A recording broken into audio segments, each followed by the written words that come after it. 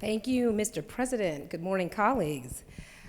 We have been in and out of this chamber so much this week that we may have missed that on Monday it was National Law Enforcement Appreciation Day. And in a moment, I'm going to ask that we show our appreciation for our law enforcement with a standing round of applause. But before that, I want to tell you a story. Last Saturday night, I had the opportunity and real honor of joining our Georgia State Patrol officers on one of their shifts from 7 p.m. to 2 a.m. And I think I surprised them when I stayed the entire time. But I want to tell you that I got to ride on the ground and in the air as well with Aviation Patrol in the helicopter. I've always known that it takes courage, bravery, selfless service, and much more to do the job that they do each day. But what I learned that night is that our Georgia State Patrol, along with the other departmental members of the Crime Suppression Unit, represent world-class professionalism, efficiency, collaboration and coordination, and effectiveness. They took great care of me, and I learned so much from them that night. Our law enforcement officials are the ones who keep us safe every single day. From our homes to this Capitol, we owe them the gratitude and the appreciation of our offices, and their work is truly commendable. For those of us who are legislators especially, we must remember that we are writing the laws that we require our law enforcement officers to enforce. And there's no doubt that even this session, we will see issues pertaining to crime, law enforcement, our officers even, that may come up this session. And it can only prove helpful to have insight and perspective into what these officers go through as we debate potential legislation.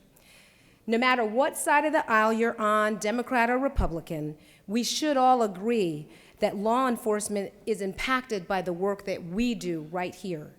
If our communities need a better relationship with our law enforcement, then as leaders, it is also incumbent on us to develop a strong relationship with our law enforcement as well. So, to that end, I am establishing a club, and I'm calling it the Arms Around Safety Club, and I am inviting each of you to join me and your other colleagues to join the club. The only requirement is that you complete a ride-along with our Georgia State Patrol while we're in session. There are already many of us who've already agreed. I think I'm up to 7, and we cut across party lines, leadership or not, Republican or not, but we've already got many people in this chamber who've already agreed to do a ride.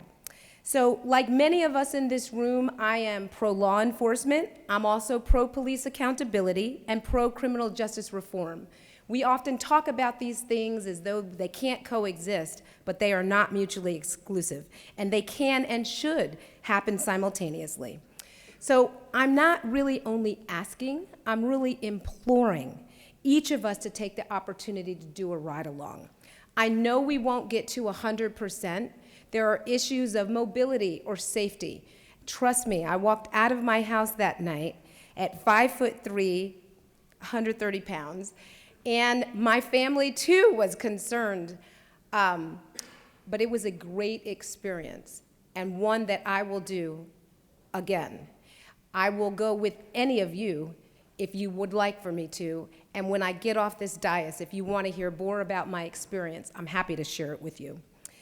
So let me thank and express my personal gratitude to Commissioner Chris Wright, Major Kendrick Lowe, and Corporal Anthony Munoz. And I want to ask that all of us please give the law enforcement officers and the different law enforcement agencies that protect us every day a round of applause now for the sacrifices that they make and for protecting our communities and for us every single day.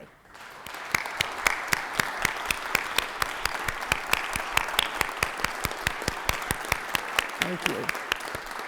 I yield the well.